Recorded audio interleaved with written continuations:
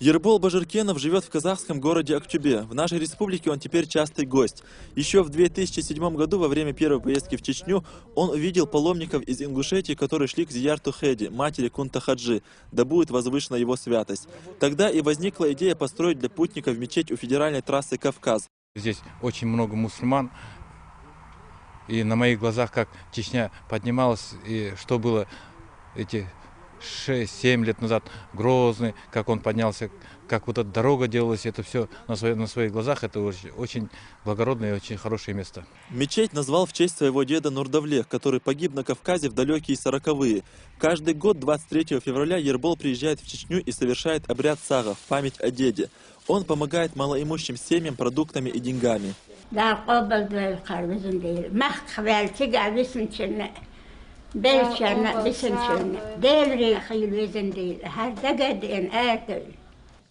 «23 февраля для благотворительной акции выбрано не случайно. Казахи были первыми, кто принял переселенцев с Кавказа, делясь с ними последним куском хлеба.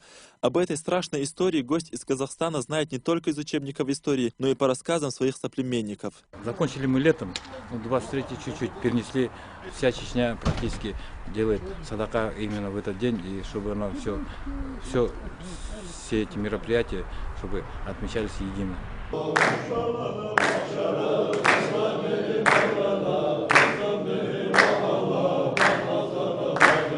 Сегодня здесь собираются, чтобы вспомнить жертв депортации и воздать хвалу Всевышнему. Эта мечеть на счету Ербола уже третья. Еще 15 лет назад он построил самую большую мечеть в Средней Азии в своем родном городе Актюбе.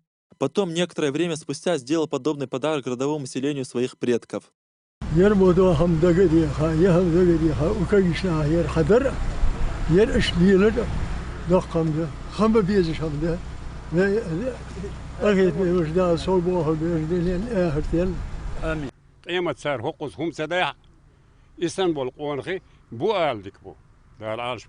На сегодняшнее событие приехали богословы со всего района, даже соседней Ингушетии. Каждый старается выразить благодарность в адрес Ербола.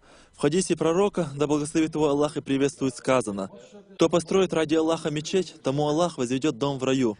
И это деяние будет приносить ему вознаграждение от Аллаха даже после смерти. Рахим Гириханов, Алхазур Киримов, Шамиль Сулейманов. Новости.